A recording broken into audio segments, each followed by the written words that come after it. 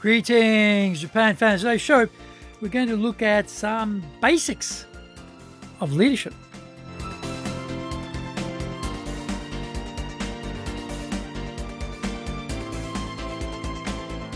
Maishu, arigatou gozaimasu, and welcome back to the 11th year of the Leadership Japan series. And I'm your host in Tokyo, Dr. Greg Story, Dale Carnegie Tokyo franchise owner, president of Dale Carnegie Tokyo Training, and the three-time best-selling author of Japan Sales Mastery, which is Zaegyo in Japanese, Japan Business Mastery, and Japan Presentations Mastery, or in Japanese, Anata mo Prezen no Tachiden. Plus, Stop Wasting Money on Training, which in Japanese is Training de Okane o Muru ni suru no wa yamimashou. And all are available on Amazon. This podcast brings insights, examples, and experience about leading in Japan. Trust me, it is different here. Don't forget to subscribe and share this podcast with your family, friends, and colleagues. We're not being sponsored by Libsyn, but we value your privacy, which is why we have our podcast hosted by Libsyn. Unlike many other hosting organizations, Libsyn have a strict policy that does not allow access to your private information by anyone.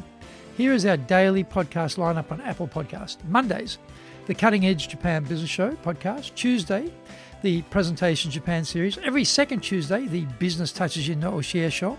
Wednesdays, the Sales Japan series. Thursdays, the Leadership Japan series. And every second Thursday, the Business Pro Podcaster Show. Fridays, the Japan Business Mastery Show podcast. Saturdays, Japan's top business interviews.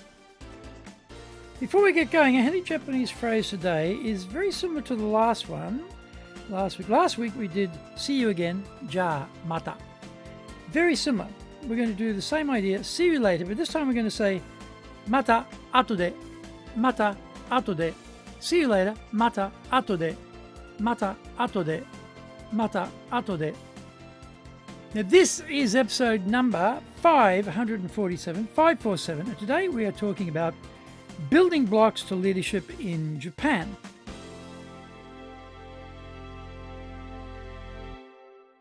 There are many paths to the mountaintop in the leadership area. Today, let's go back to the practical realities of getting others to listen to you and, even more importantly, to follow you. My favorite quote on leadership is from Yogi Berra, the American baseball coach, rather infamous for murdering the English language. He said something profound, though, when he noted, leading is easy. It's getting people to follow you, which is hard. If nobody likes you, what are your chances of uniting the team behind you? Pretty dismal would be the obvious conclusion. How many bosses are likeable, though? Often they are demons, autocrats, channeling Genghis Khan for ideas on how to lead the team. They enforce compliance, but don't foster engagement. Their influence on what is possible for the team is limited in scope. Understanding the members of the team and what each individual wants is a good place to start to reverse the lack of engagement. When they scold staff, this creates barriers and subterranean resistance. Handing out praise may not have been a feature of how they grew up in leadership, but in today's modern business world, they need to learn how to do this. Being a good listener, encouraging others to talk rather than barking out orders all the time, is the smarter move.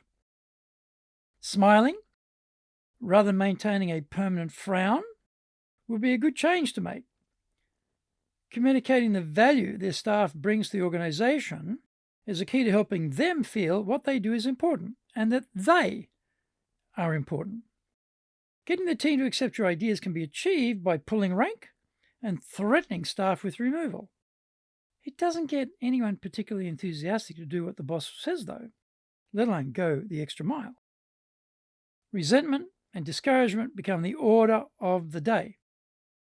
In this permanent war for talent in Japan, the allergy to mid-career hires has evaporated, and they can walk out the door to the warm embrace of your competitors. We can show our humanity by not holding the team to a standard that we don't apply to ourselves. If we are wrong, we should admit it quickly and emphatically. This says to the team, I'm not perfect, and I don't expect perfection from you either. We should never say, "You are wrong," when they venture forth an idea or a proposal. This kills the creativity spark right there and creates resentment. Let them do most of the talking, even if it is killing us to shut up. This encourages staff to have ownership of the execution of our ideas. Trying to see things from the staff member's point of view will help them feel understood and therefore more committed to reach the team goals.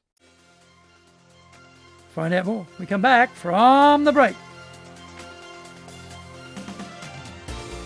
Today's show is brought to you by our public courses, but we also do custom in-house programs.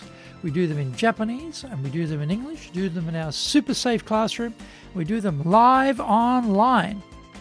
The show today is being brought to you by, on the 19th and 20th of February, we're doing a high impact presentations class. On the 1st of March, we'll do the 12-week version of the Dale Carnegie course. Now, on the 25th and 26th of April, we'll be doing another version of the high impact presentations training. Our website is www.dale-carnegie.co.jp. So that's www.dale-carnegie, carnegie.co.jp. You can email me at greg.story@dalecarnegie.com. So that's greg.story, STORY, at dalecarnegie.com. Don't forget to grab my business books on Japan on Amazon. Japan Sales Mastery, which is Zaegyo in Japanese. Japan Business Mastery. Japan Presentations Mastery, which is Anata mo Presen no Tachijin in translation. And Stop Wasting Money on Training, which in Japanese is Training de Okane o Muru ni suru wa yamimashou. If you like learning by watching videos, and we have over 2,300 there for you at Tokyo Japan Dale Carnegie TV on YouTube. We release 3 TV shows every week on YouTube. The Cutting Edge Japan Business Show, that's the premier business show on Japan. That's every Monday, Tokyo time. Fridays, we have the Japan Business Mastery Show. And on Saturdays, we release Japan's top business interviews, where I interview leaders from SMEs all the way up to the corporate captains of industry on one topic, leading in Japan. Every second Thursday, we release the Business Pro Television Show. You can email me at greg.story@dalecarnegie.com. Welcome back. We need excellent communication skills to let the staff members feel the idea is theirs rather than ours. We can use the Socratic method of asking questions to lead them to self-discovery. This is very empowering, and they will get right behind their own idea more than getting excited about executing on our direction on what needs to happen. When they suggest things to us, we shouldn't be dismissing their idea out of hand. Yes, we may have more experience than them, and yes, we may have tried that failed idea before. The point is, we want them to be engaged. Taking their idea seriously is a key step in making that a reality. Being a leader isn't about having the baton tucked up under our arm and issuing orders right and left. Asking questions is a much better way to get people to follow us. They feel included in the decision-making process. That sense of ownership brings more energy to the completion of the tasks. Again, our communication capability is critical to have our team happy about doing what we suggest. We should try to avoid having to use position power to get things done. We want volunteers rather than the volunteered. Mistakes will always happen, and how we handle them makes all the difference. I've seen a seriously senior executive explode in instant, white, hot rage, up close and personal during a staff meeting. It was horrific.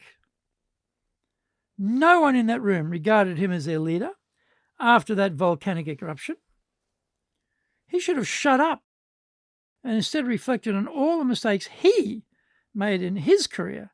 In particular, he should have recalled those he made at the same age and stage as his hapless victims assembled in that small meeting room.